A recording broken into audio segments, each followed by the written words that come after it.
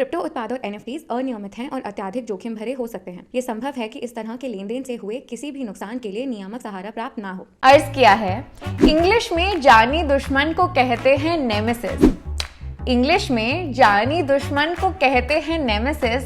तो चलिए शुरू करते हैं नियर वर्सेस इथेरियम का एनालिसिस। वेल इंशाअल्लाह होप करती हूँ कि आपको ये शेयर जरूर अच्छा लगा होगा। मैं हूँ रिया यादव और शुरू करते हैं जल्दी से आज का ये वीडियो, जिसमें हम एनालाइज करने वाले हैं नियर वर्सेस इथेरियम को।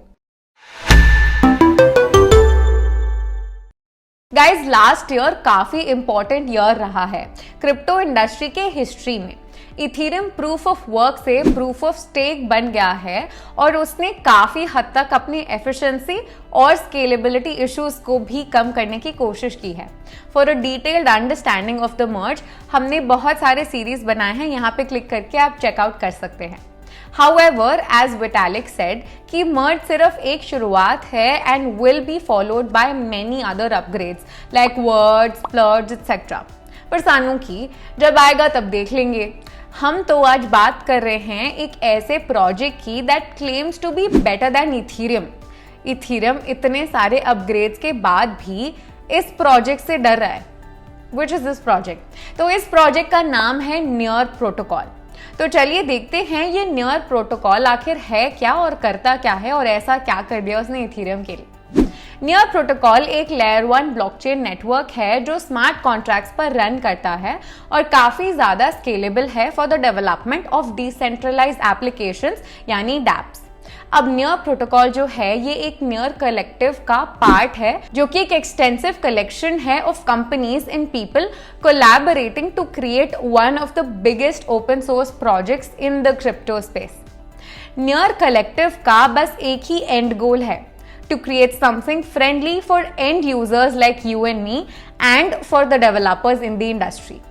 ब्लॉकचेन एक काफी नई टेक्नोलॉजी है और हर कॉमन इंसान को ये आसानी से समझ नहीं आता और नियर कलेक्टिव इसी चीज को दूर करने की कोशिश कर रहा है to simplify the blockchain technology for everyone. तो चलिए अब देखते हैं कि नियर आखिर करता क्या है। अगर तुमने हमारा ये वाला वीडियो देखा होगा तो तुम्हें शार्डिंग के बारे में जरूर पता होगा और ये भी पता होगा कि उसको इस्तेमाल कैसे किया जा रहा है इथेरियम को और भी ज्यादा स्केलेबल बनाने में। अब जो नियर प्रोटोकॉल है उसमें भी एक ऐसा ही एल्गोरिदम यूज किया जा रहा है और इसको इंडेफिनिटली स्केल करने में हेल्प करेगा ये, जिसको कहते हैं नाइटशेड एल्गोरिदम। अब ये जो नाइटशेड एल्गोरिदम है वो नियर को दूसरे major blockchain networks like Ethereum and Bitcoin से अलग बनाता है। नियर प्रोटोकॉल में हर वैलिडेटर नेटवर्क का बस एक पोर्शन होल्ड करता है rather than the entire blockchain. इसका मतलब ये है कि हर वैलिडेटर ट्रांजैक्शंस को पैरेलली प्रोसेस कर सकता है, making the entire network robust and fast.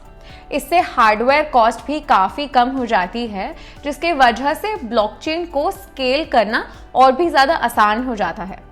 इस एल्गोरिदम का मेजर बेनिफिट है negligible transaction fee, therefore making it possible for the developers to create huge projects without any cost of issues as associated with the other blockchains like Ethereum network. Near protocol भी Ethereum की तरह proof of stake use करता है और near protocol का Doom slug consensus mechanism इसको 1 lakh transaction scale करने में हेल्प करता है in just 1 second. Pretty crazy, right? 1 lakh transactions in 1 second. Ethereum could achieve the same after the merge upgrades, but Near already has started doing this from the beginning. Near protocol में एक और खास बात ये है that the existence of Rainbow Bridge is there. इस rainbow bridge की help से टोकन ट्रांसफर करना काफी ज्यादा आसान हो जाता है between Near, Aurora and Ethereum. It is quick and inexpensive, thus minimizing the number of transactions you would need to move the Near coins to others. पर ईथर ट्रांसफर करना थोड़ा ज़्यादा एक्सपेंसिव हो सकता है because the network is actually congested. Wait. थोड़ा train ज़्यादा fast निकल गई नहीं? कोई नहीं, थोड़ा स्लो करके समझते हैं अच्छे से। तुम सोच रहे होगे कि अब ये ऑरोरा क्या है जो हमने मेंशन किया था। Well, it's definitely not the northern lights that you think it is. Aurora एक लेयर टू स्केलिंग सोल्यूशन है that is also compatible with Ethereum. तो नियर की स्पीड एंड स्केलेबिलिटी और इथीरियम का रीच दोनों हैं इस नेटवर्क के पास। This helps the developers to build dapps compatible with Ethereum more comfortably and at the cheaper price that it gives us।